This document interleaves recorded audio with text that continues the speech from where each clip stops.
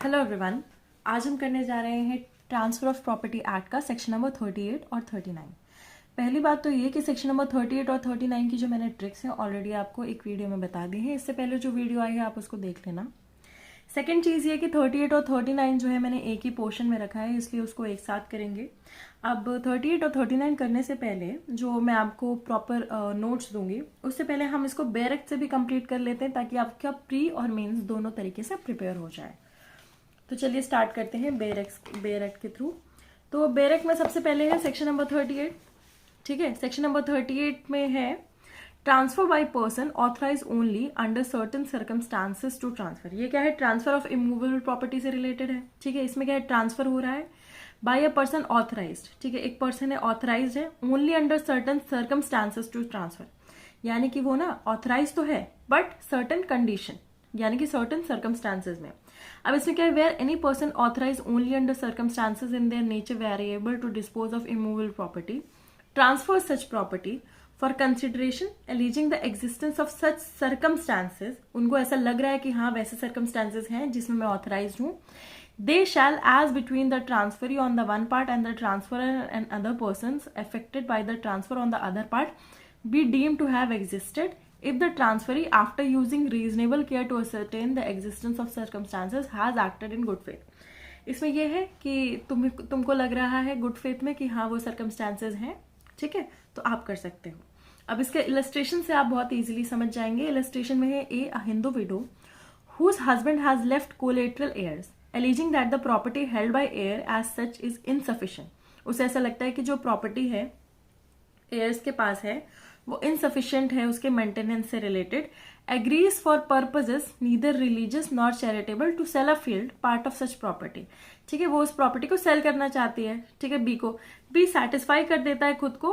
ठीक है, by reasonable inquiry that the income of the property is insufficient for as maintenance and that the sale of the field is necessary and acted in good faith buys the field from A.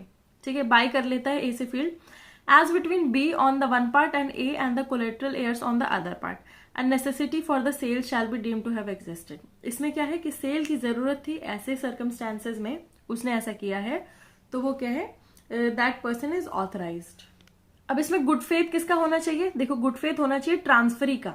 ठीक है, if the transferee after using reasonable care, पहला तो ये जो B है उसको reasonable care जाननी है सर्टेन करने के लिए कि क्या उसके पास जो मेंटेनेंस की फील्ड है, मेंटेनेंस की फील्ड है उससे आपको सफिशिएंट पैसा नहीं मिल रहा है, तो आप गुड फेथ में क्या कर दो? प्रॉपर्टी मुझे बेच दो, मैं आपको पैसा दे दूंगा।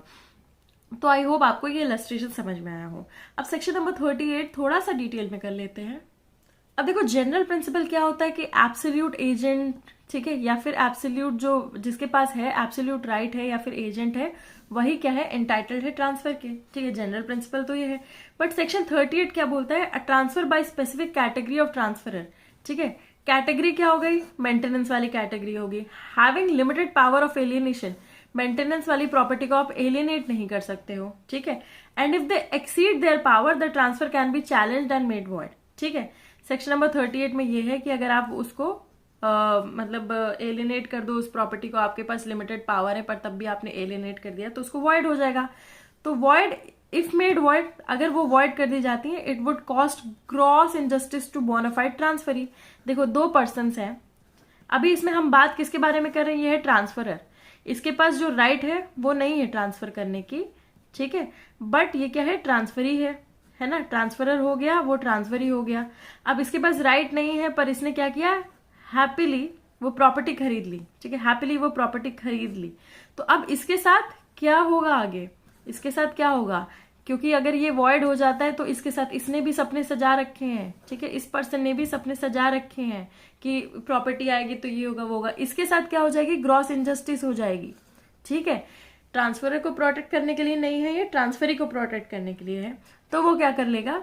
तो ये क्या करता है? Provide in many cases transferor has limited power, है ना, इसमें तो यही है, but exceeding it in which he can transfer under such circumstances, then under section 38 it provides such circumstances existed.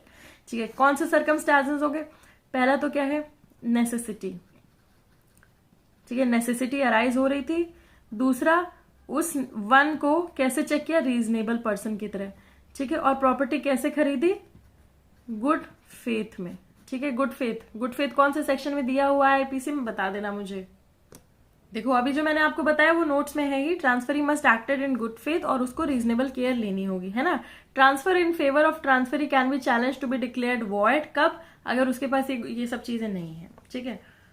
Next इसके बाद क्या है, प्रिंसिपल। अब इसमें प्रिंसिपल तो हमें पता ही है, the interest of bona fide transferee for value without notice of actual notice should be protected, ठीक है। उसको कुछ नोटिस नहीं था, उसको जब इंसान को अता पता नहीं होता है किसी चीज का, ठीक है। ट्रांसफर ऑफ प्रॉपर्टी में देखो दोनों के राइट्स प्रोटेक्ट किए गए हैं, ट्रांसफरर के भी ट्रांसफरी के भी। अब जो हम ये इमूवेबल प्रॉपर्टी से रिलेटेड कर रहे हैं जिसमें जो ई होता है यानी कि ट्रांसफरी, उसके राइट्स प्रोटेक्ट करने बहुत जरूरी हैं, ठीक है। क्यों? क्योंकि उसने पैसे दे दिए हैं, उसने कंसिडरेशन दे दिया है, सब कुछ कर दिया है, अब उसके साथ गलत ना हो इसलिए, ठीक है। एग्जाम्पल है under Hindu law, karta has power to sell property not generally but only under necessity. Karta कौन है? हिंदू फैमिली का जो सबसे बड़ा बेटा होता है, एक तरह से उसको मान लो करता है वो, ठीक है। वो सब कुछ करते हैं, बट अचानक से घर में पैसे की जरूरत हो गई, अन्न आना बंद हो गया और वो अपनी फैमिली प्रॉपर्टी बेचना चाहते हैं, तो वो हाँ आउट ऑफ नेसेसिटी बेच सकते हैं। वैसे ही guardian appointed by court for minor also have power to alienate property for benefit, ठीक है। गार्जियन है माइनर का, आप उसकी प्रॉपर्टी नहीं बेच सकते हो, बट अगर नेसेसिटी है तो आप बेच सकते हो, है ना। अब सेक्शन नंबर 38 में क्या है, for defence under section 38 the transferee has to be vigilant and must show good faith and reasonable care, ठीक है। जीएफआरसी शो करना जरूरी है 38 में, तो ये आपको समझ में आ गया है।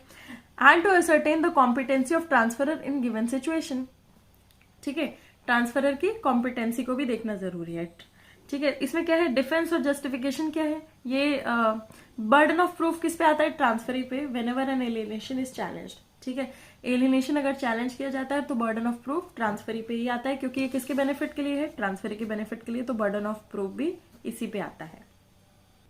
नेक्स्ट इसके बाद आते हैं हम सेक्शन नंबर 39 पे, transfer where third person is entitled to maintenance. अभी हम 2 लोगों के बीच की बात कर रहे थे, अब हम 3 लोगों के बीच की बात करेंगे। Where a third person has a right to receive maintenance, ठीक है।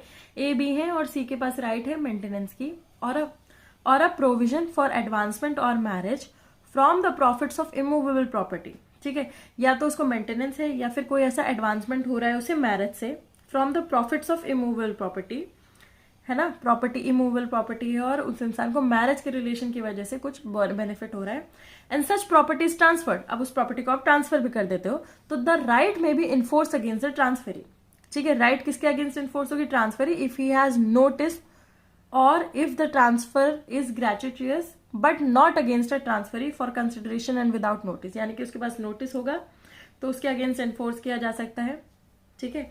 बट अगर उसके पास नोटिस वगैरह नहीं होगा, ठीक है, nor against such property in his hands, तो किसी के अगेंस्ट नहीं किया जा सकता है। अब इसको सिंपली मैं एक्सप्लेन कर देती हूँ, नोटिस और ये वाला पोर्शन थोड़ा समझना पड़ेगा ताकि आप इसको रिलेट कर सको। ये सेक्शन किस चीज से रिलेट करता है, थर्ड पार्टी मेंटेनेंस से रिलेट करता है, ठीक है। इसका एम क्या है, this section aims to protect who have a right to maintain themselves out of the property, ठीक है। किसके पास राइट है मेंटेन करने का out of the property which is owned और controlled by some other person, this section aims to protect, ठीक है। इसका मतलब क्या है, प्रोटेक्शन है। 38 का मतलब क्या था, प्रोटेक्शन टू ट्रांसफरी, इसमें क्या है, protection who have a right to maintain, ठीक है। प्रोटेक्शन टू थर्ड पर्सन, उसमें क्या था, प्रोटेक्शन टू सेकंड पर्सन 38 में, ठीक है। Out of the property which is owned और controlled by some other person, ठीक है। मान लो आपके पास मेंटेनेंस की प्रॉपर्टी है और वो प्रॉपर्टी कर्ता ऑफ द फैमिली होल्ड करते हैं, मेरे पास नहीं है वो प्रॉपर्टी और मेरे को सिर्फ उसके किराए से पैसा मिल सकता है, मैं उसको बेच नहीं सकती हूँ, तो वो प्रॉपर्टी क्या हो गया, मेरे मेंटेनेंस के लिए होगा, मेरा राइट प्रोटेक्ट होगा अगर वो इंसान किसी और को बेच देता है वो प्रॉपर्टी। अब इसमें क्या है, where such property is sold without making any alternate agreement arrangement, ठीक है।